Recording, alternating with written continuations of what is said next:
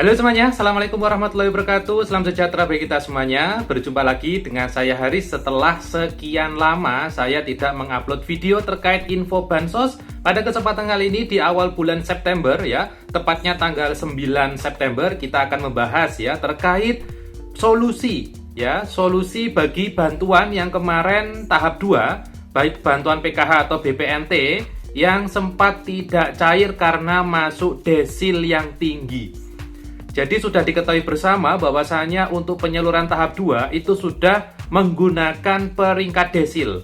Jadi sejak saat itu ya pencairan kemarin maksudnya, yaitu menggunakan pencairan yang berdasarkan dengan desil, di mana nanti yang masuk desil 6 ataupun 10 ya, 6 sampai 10 itu bantuannya menjadi tidak cair karena sudah tercatat ekonomi yang tinggi atau menengah ke atas. Dan yang diprioritaskan untuk bisa mendapat bantuan yaitu desil 5 ke bawah, baik untuk bantuan PKH ataupun BPNT dan juga PBI atau BPJS Kesehatan Gratis. Nah, Bapak Ibu, bagi Anda yang bantuannya tercoret karena masuk desil yang atas, itu nanti solusinya bagaimana? Jadi solusi agar bantuannya cair kembali itu bagaimana? Nah, Bapak Ibu, pada kesempatan kali ini akan saya bantu jelaskan.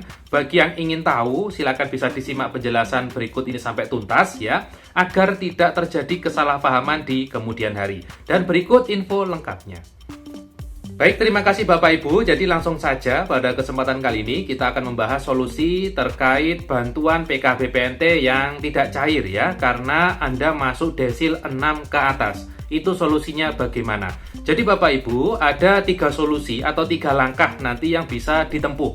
Ya, ada 3 langkah yang bisa ditempuh sebagai ikhtiar agar bantuannya bisa cair kembali. Tapi yang paling penting ya, sebelum 3 langkah itu, ada hal yang paling penting yang perlu Anda perhatikan.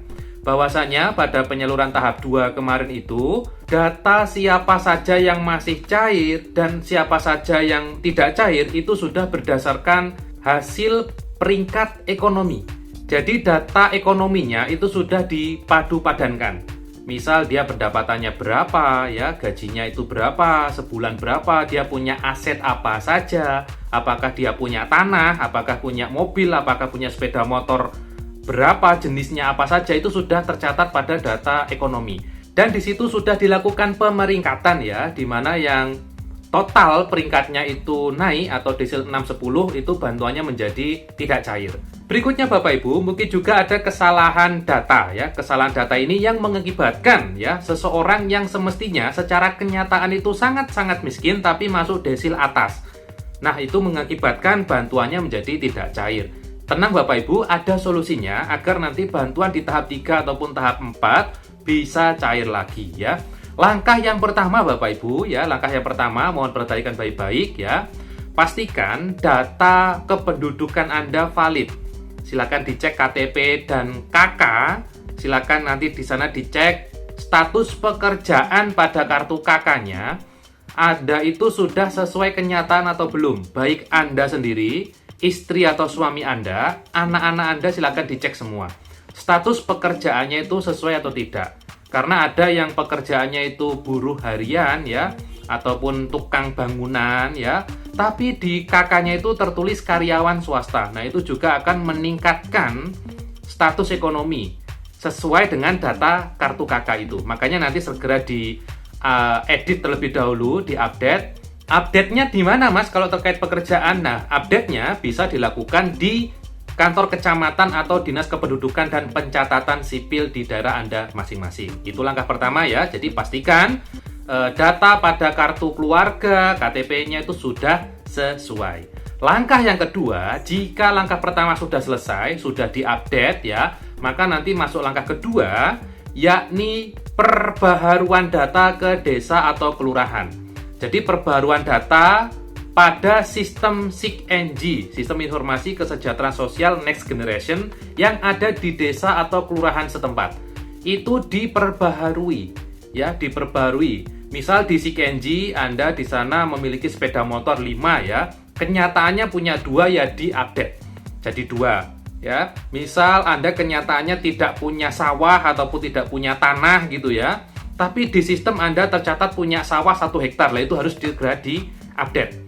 gitu ya. Jadi yaitu yang kedua, perbaruan data di operator SIG-NG desa atau kelurahan ya.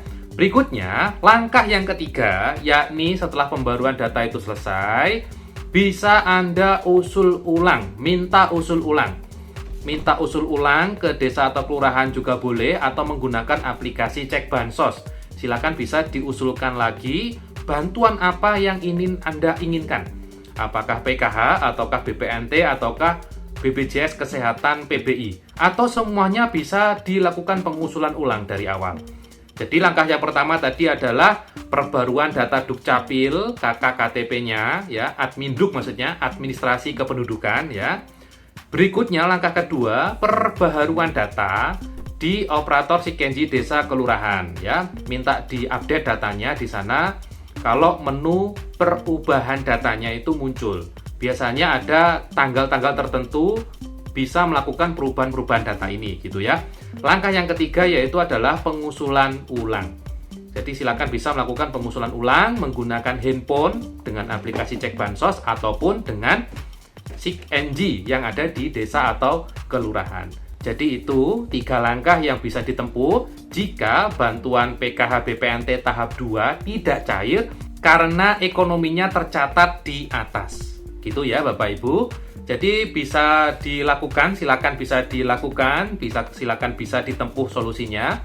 Semoga nanti bisa cair lagi bantuannya ya. Karena ini juga termasuk harapan bersama bahwasanya bantuan lebih tepat sasaran.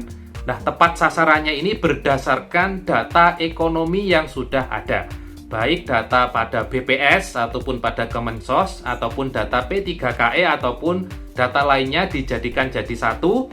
Saya sekarang bisa mendeteksi Anda itu sebenarnya punya aset apa saja, itu sudah bisa kebaca dengan nomor induk kependudukan dan nomor KK. Tapi kalau ternyata pada sistem itu salah membaca ataupun ada kesalahan input ya, baik dari pihak mana saya nggak tahu ya, yang penting ada kesalahan input sehingga saat integrasi data jadi satu itu Anda punya aset yang lebih, maka itu bisa dilakukan perubahan data berdasarkan kenyataan yang ada gitu ya. Jadi mungkin itu yang bisa saya sampaikan pada kesempatan kali ini. Semoga infonya bermanfaat. Kita ketemu lagi di info bansos berikutnya, dan wassalamualaikum warahmatullahi wabarakatuh.